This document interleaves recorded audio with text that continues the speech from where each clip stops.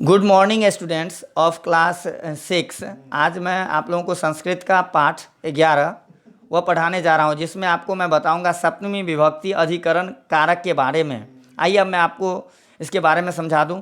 देखिए, जैसा कि आप यहाँ देख रहे हैं, क्रिया के आधार को अधिकरण कारक कहते हैं। क्रिया का जो आधार होता है ना, उसी को अधिकरण कारक कहा जाता है।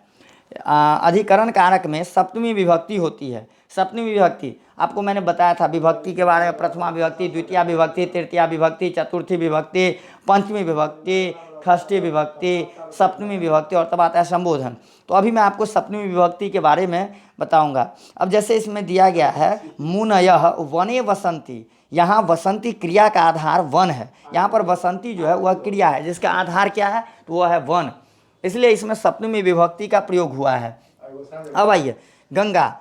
गंगा के बारे में मैं आपको बता दूं। गंगा भारतस्य पवित्रा नदी अस्ति। गंगा जो है वह भारत की जो है वह पवित्र नदी है। इसके बाद है प्राचीन ग्रंथेषु दिया गया, प्राचीन ग्रंथेषु गंगायाः महत्वम वर्णितम अस्ति। प्राचीन ग्रंथेषु अर्थात प्राचीन ग्रंथों में गंगायाः महत्वम वर्णितम अस्ति, गंगा के महत्व का वर्णन है। ऐसा हिमालयात निःसरति, यह हिमालय से निःसरति अर्थात निकलती है। ओके, चलिए आगे। कोलकाता नगरस्य समीपे ऐसा बंगोपसागरेण सह मिलति। कोलकाता नगरस्य समीपे अर्थात कोलकाता नगर के निकट यह बंगोपसागर में मिलती है। एतत् स्थलम गंगा सागरः कथ्यते, और इस स्थल को गंगा सागर कहते हैं। अब आइए, अब मैं आपको आगे ले चलूँ। गंगायाः तटे अनेकानि प्रसिद्धानि तीर्थक्षेत्राणि सन्ति। गंगायाः तटे यानी गंगा के तट पर अनेकानि अनेक प्रसिद्धानि प्रसिद्ध तीर्थक्षेत्राणि सन्ति, तीर्थक्षेत्र हैं। तानि यथा ऋषिकेशः हरिद्वारम प्रयागः वाराणसी च।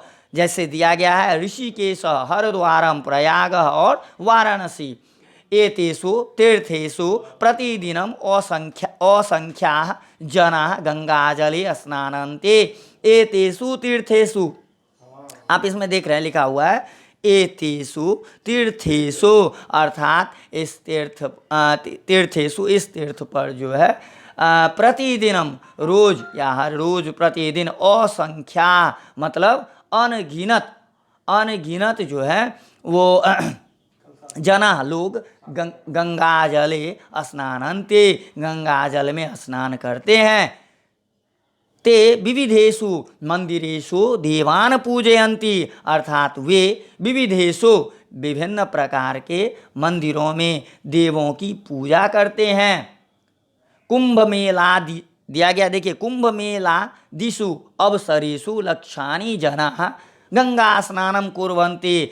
कुंभ मेलादिषु अवसरेषु यानी कुंभ मेला आदि के अवसरों में लक्षानि जना लाखों लोग गंगा स्नान करते हैं। गंगायाः स्नाने बहु पुण्यम भवति इति हिंदूना विश्वासः अस्ति। गंगा में स्नान करने से बहुत पुण्य प्राप्त होता है, यह ऐसा जो है हिंदुओं का विश्वास है, आस्था। ऐसा हिंदुओं की जो है वह आस्था है कि गंगा में स्नान करने से बड़ा पुण्य होता है। गंगायाम अनेकाः शोभनाः नौकाः तरन्ति। गंगा में अनेक सुंदर नाव तैरती हैं। तासु नौकासु जनाः जल विहारम अपि कुर्वन्ति। उस नौकाओं में अनेक लोग जल विहार भी करते हैं। उत्तर भारते विशालेषु क्षेत्रेषु गंगाजलस्य सेचनम भवति। उत्तर भारत के विशाल क्षेत्रों में गंगा के जल से सिंचाई होती है, यानी खेतों में जो है पानी दिया जाता है। तेन कृषि कार्यम उत्तमम भवति। तेन कृषि कार्यम मतलब उसका जो है कृषि कार्य में बहुत ही उत्तम यानी बहुत ही महत्व होता है।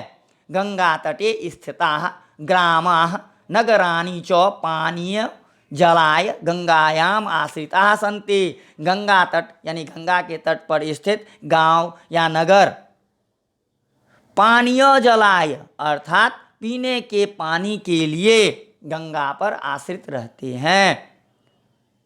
अब देखिए, अब आपको मैं आगे ले चलता हूं, जिसमें आप देख रहे हैं ऊपर में दिया गया है, इन वाक्यों को भी देखें। वृक्षे खगाः सन्ति, पेड़ पर चिड़ियाँ हैं। सभायाम बालकाः न गच्छन्ति, सभा में लड़के नहीं जाते हैं। एतयोः विद्यालयोः बालिकाः पठन्ति, इस विद्यालय में बालिकाः लड़कियां पढ़ती हैं। तयोः नौकायोः चत्वारः जनाः सन्ति, उस नौका में 4 लोग हैं। पर्वतेषु गजाः भ्रमन्ति, पर्वतेषु पर्वतों पर, पर्वत पर गजाः यानी हाथी घूमते हैं। एतासु लतासु पुष्पाणि विकसन्ति, इस लता में फूल खिलते हैं। वने मयूराः नृत्यन्ते, वन में मयूर नाचते हैं। फिर है तौ शिक्षकौ कयोः गृहयोः तिष्ठति, तेषु पुस्तकेषु चित्राणि सन्ति।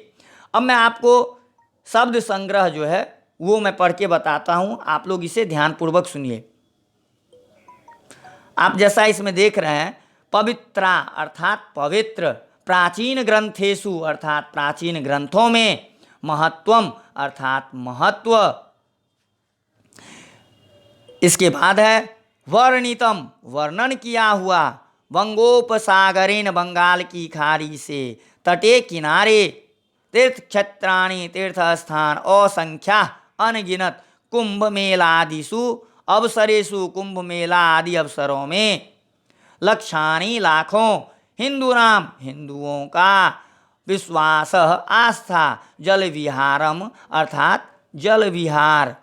फिर क्षेत्रेषु खेतों में, सेचनम सिंचाई, पानीय जलाय पीने के लिए पानी, आश्रिता निर्भर, निसरिता निसरित निकलती है, मिलती अर्थात मिलती है, स्नानंती नहाते हैं। ओके, चलिए अब मैं आगे आपको ले चलता हूँ। यहाँ पे आप देख रहे हैं पढ़ें और समझें लिखा हुआ है, पढ़ें और समझें। अभी आपको मैं पढ़ के बता रहा हूँ। हिंदी में सप्तमी विभक्ति के लिए में, पर और इंग्लिश में इन, ऑन, एट, अबाउट का प्रयोग होता है। अब जैसे सप्तमी विभक्ति के रूप देखिए, पुल्लिंग, स्त्रीलिंग, नपुंसकलिंग। अब जैसे पुल्लिंग, जैसे वृक्ष, वृक्ष क्या पुल्लिंग है, तो इसका जो है सप्तमी विभक्ति एक वचन में वृक्षे, द्विवचन वृक्षयोः, बहुवचन वृक्षेषु। स्त्रीलिंग लता, तो इसका बनाएंगे लतायाम, लतयोः, लतासु। नपुंसकलिंग में वन, वने, वनयोः, वनेषु। ओके, अब आइए सर्वनाम शब्द के बारे में आपको मैं बता दूं, उसका किस प्रकार से बदलता है। पुल्लिंग और नपुंसकलिंग एक जैसे रूप में चलेंगे। जैसे एतत् का बनाएंगे एक वचन, द्विवचन और बहुवचन, एतस्मिन्, एतयोः, एतेषु। वैसे तत् का तस्मिन्, तयोः, तेषु। किम का कस्मिन्, कयोः, केषु। आइए अब स्त्रीलिंग में ले चलते हैं आपको। एतत्, उसके लिए एतस्याम, एतयोः, एतासु। तत् के लिए तस्याम, तयोः, तासु। किम के लिए कस्याम, कयोः, कासु। तीनों लिंगों में अस्मद सेम रहेगा। मयि, आवयोः, अस्मासु। युष्मद का त्वयि, युवयोः, युष्मासु। अब आइए सप्तमी विभक्ति के विशेष प्रयोग। निर्धारण में सप्तमी विभक्ति का प्रयोग होता है। जैसे फलेषु आम्रम मधुरम, फल में आम मीठा होता है, मधुर। नदीषु गंगा श्रेष्ठा, नदी में गंगा श्रेष्ठ। निर्धारण में षष्ठी विभक्ति का प्रयोग भी होता है। फलानाम आम्रम मधुर, नदीनाम गंगा श्रेष्ठा। अव्यय, अब नीचे आपको दिया गया अव्यय, जो शब्द सभी लिंग, विभक्ति और वचन में सदा एक ही रूप में रहता है उसे अव्यय कहते हैं। मतलब जितने लिंग है, पुल्लिंग, स्त्रीलिंग, नपुंसकलिंग, विभक्ति और वचन, सब में एक समान रहता है। जैसे अत्र अर्थात यहाँ, अद्य यानी आज, अधुना या इदानीम अब या आजकल, अन्यथा नहीं तो, इतः सॉरी इतः यहाँ से,